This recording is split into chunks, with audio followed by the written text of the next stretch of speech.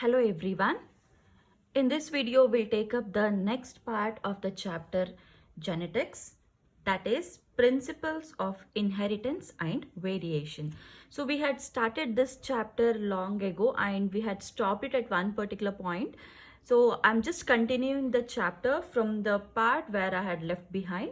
So we have completed till the linkage and recombination, and we were supposed to start with the polygenic inheritance. So one of the important chapters, even from the NEET point of view as well as from the theory. So what is polygenic inheritance? So till now in the genetics or Mendelian genetics, we had seen that one gene will be having two alleles, right?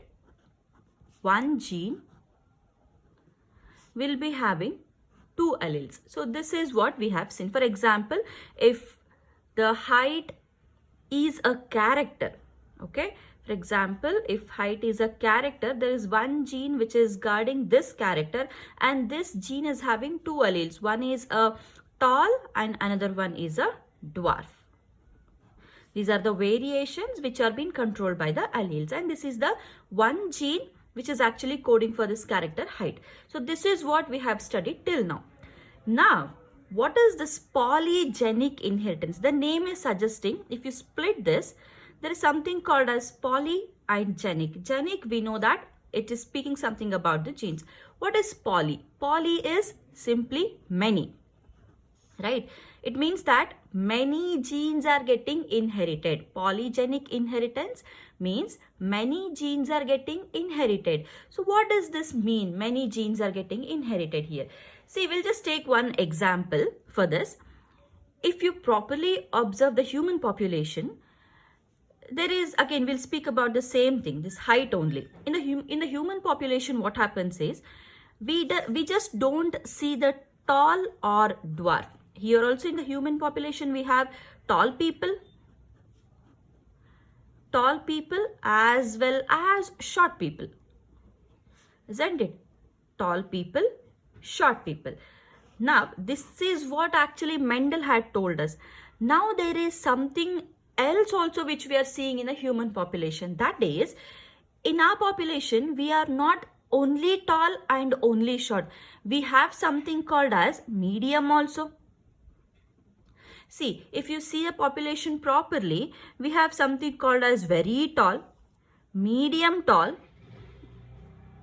or otherwise you can also take it as medium short, then short, very short. Likewise, very tall, tall, medium short. So these are variations which are actually seen. We just don't have two variations like we have seen it in the pea plant, isn't it? It means that when there are so many variations, then definitely more than one gene is responsible for these kind of variations. It means that in the human population, so what is happening here is more than one gene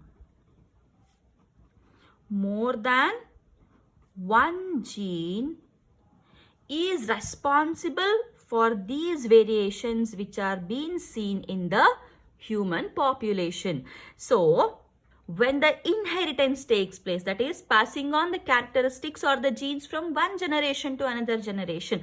So, this is a parent generation and this is the daughter generation, first generation, second generation. So, when more than one gene which is helping the same character, here the character is height, isn't it? Here also the character is height. The thing is, here the character, when the character height was taken, here there was only one gene. Only one gene was getting inherited from the parent to the daughter generation. Now here what is happening? Here the same character height, for this there are many genes. Here what is happening? There are more than one gene. It means that more than one gene is getting transferred from the parent generation to daughter generation. Inheritance of such characters or traits which are generally controlled by 3 or more genes are called as the or is called as the polygenic inheritance. Let me just write the definition for the polygenic inheritance now. The definition of the polygenic inheritance goes something like this. The inheritance of the traits or characters which are generally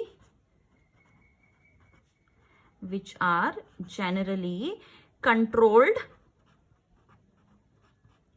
or governed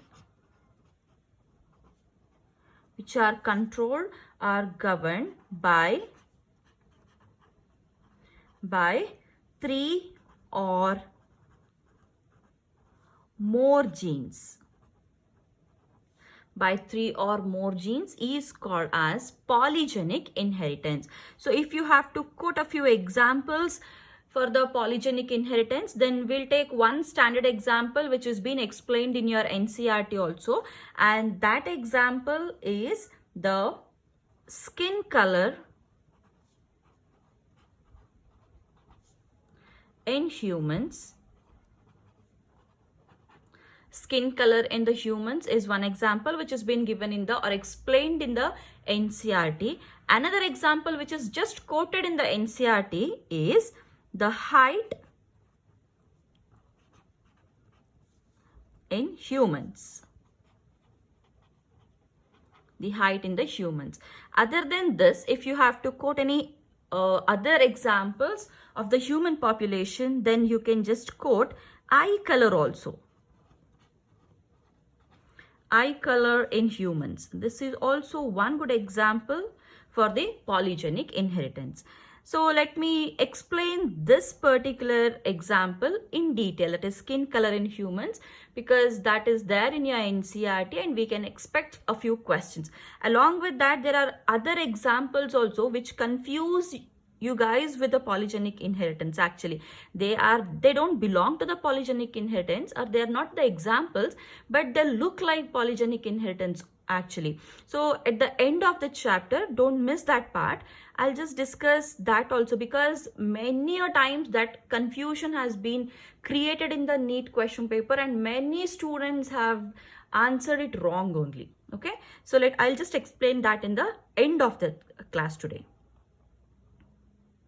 So now we'll move on to the skin color in the humans.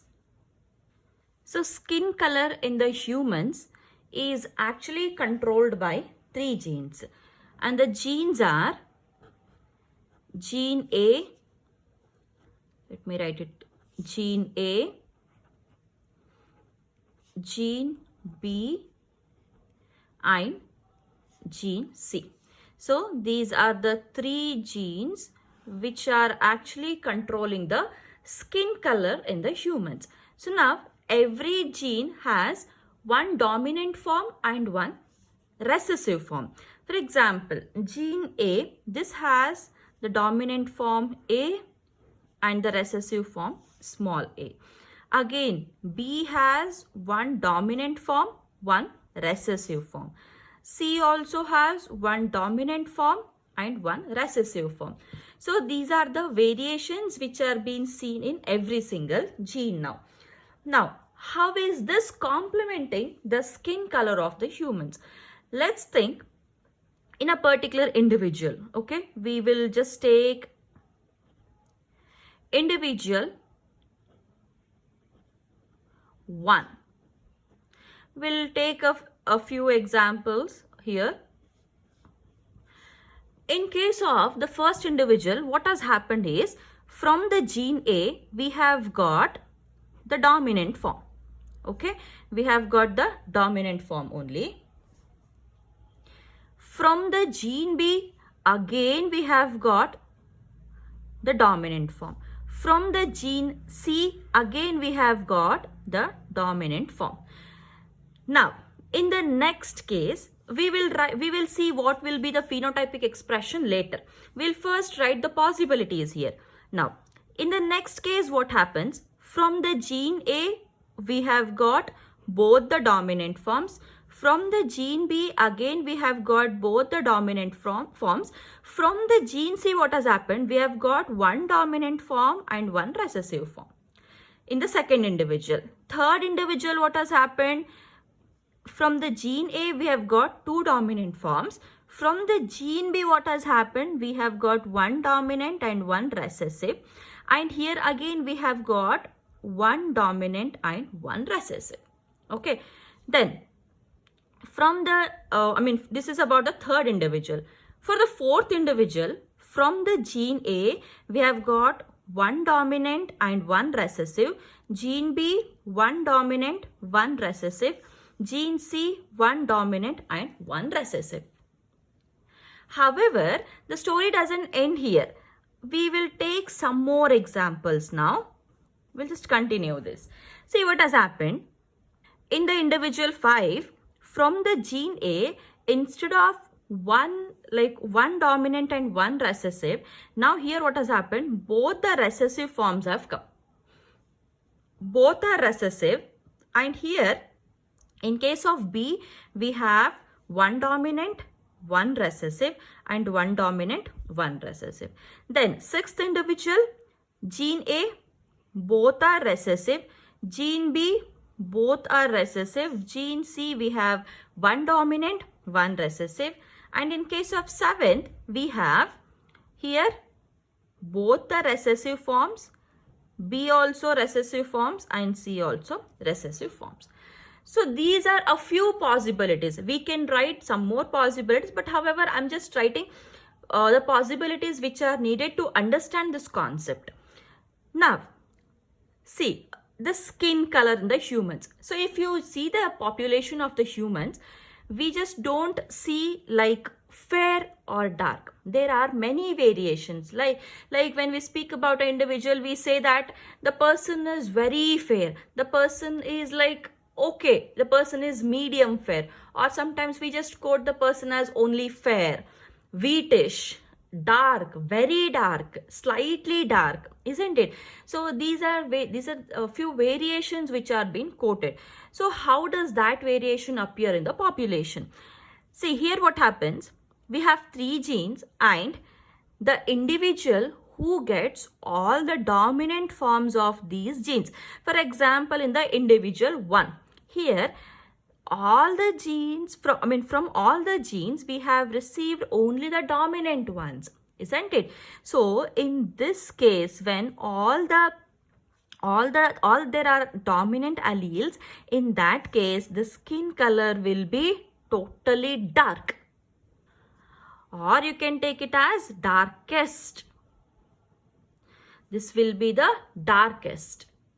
Similarly, if all are recessive alleles here, see the seventh individual here, all the alleles which are received from these 3 genes are recessive only. It means that this is the lightest skin color. This is the lightest skin color which is being seen in the population or in the human population. So when all the alleles are dominant, we get the darkest color, and when all the alleles are recessive, then we get the lightest possibility or lightest skin color. Then what are these combinations which are there in the mid? So these are the variations. See, we actually, as per the pea plant which we have seen in the Mendelian genetics, so there are only 2 possibilities. It should be the darkest or lightest, isn't it? But we have the variations here now. So why are these variations possible? Because there are more than one gene which is guarding this character. So when more than one gene is guarding the character, a particular character, in that case we can see the variations like this. So we'll just write the variations now. See what happens here. Check for the number of dominant alleles here. See in this, how many dominant alleles are there? So here the number of dominant alleles are, the dominant set is here. When we have dominant set, here there's one dominant set. Now when it comes to the third gene, we have one dominant and one recessive, but however we'll just take only one of the each. So here also we have a dominant one, here also there's one dominant allele, here also there's one dominant allele. So this will code for again A, B, C only, isn't it? Here again it is A, B, C, but however there is one there is one recessive allele also, and since there is one recessive allele, now this person, the individual 2, will be slightly, okay, will be slightly lighter as compared to the individual 1. It means that if individual 1 is the darkest person, then this person will be only dark. That's it. He'll be the darkest person. I mean, this is only dark, or probably you can just imagine this person is slightly fair as compared to this person, but however he is also dark. Again the third one. Now in case of third, again we have the dominant alleles which are been obtained from all the 3 genes, but however here there are 2 recessive alleles also, isn't it? Since there are 2 recessive alleles, now what happens? This person will be again slightly lighter than this dark person. It means that this person is slightly dark. You can take this person as medium dark. This person is the darkest. He is a dark medium. He is slightly dark. Now coming to this fourth individual. See here, fourth individual, there are 3 dominant alleles and there are 3 recessive alleles. So recessive and dominant, it means that it is a mixture of dark and light. It means that this is a medium skin color. Now if you see this one, fifth individual, here what has happened? See, there are more number of the recessive alleles and there are only 2 dominant alleles here. So dominant alleles are decreasing now. See, 1 and 2, isn't it? Only 2 dominant alleles are there. It means that the color is much more lighter than this medium color. So medium color means in the normal terms we call it as wheatish color. So now this what happens here, this person will be slightly fair or slightly light in color. Then coming to the sixth individual, here again there is only one dominant individual, isn't it? Or one dominant allele is present here. There are all the others are recessive only. It means that this will be medium fair or medium light. So these variations are seen only when there are more than one gene which is controlling a particular character, and this is called as polygenic inheritance. Now, as I've said earlier, the confusions with the examples of the polygenic inheritance. See, many a times what has happened in our previous NEET examination, they have given 4 options and they have asked which among the following are the examples of polygenic inheritance, or the question might be which among the following is not the example of the polygenic inheritance, and the options will be skin color in humans, the height in the humans, eye color in the humans, and blood group in the humans. See, many students get confused with the blood group. They usually take the answer as all of the above are the examples of the polygenic inheritance, because the confusion is blood group. See, remember this, blood group is not an example of polygenic inheritance. It is not an example of polygenic inheritance. Remember this. That is because, see, in case of blood group, we don't have more than one gene. There is only one particular gene. There is only one gene which has more than 2 alleles. So this is a classic example of multiple allelism. blood grouping in the humans is an example of multiple allelism, not an example of polygenic inheritance. So remember this, blood group is not polygenic inheritance, whereas skin color in humans, height in the humans, as well as the eye color in the humans are the examples of polygenic inheritance. So here, which are the genes, which are the alleles of the gene? Gene is the I. Here the alleles are A, B and I. So these are the alleles for the gene I of the blood group. So this is multiple allelism. So since we get to see these three alleles, students get confused and they mark it as the polygenic inheritance. So remember this. This has been repeated many a times in the previous NEET examination. So be very, very sure with this. Blood grouping is an example of multiple allelism and not the polygenic inheritance. So this is all about the polygenic inheritance. So in the next video, I'll come up with the next topic, that is the pleiotropy. Thank you.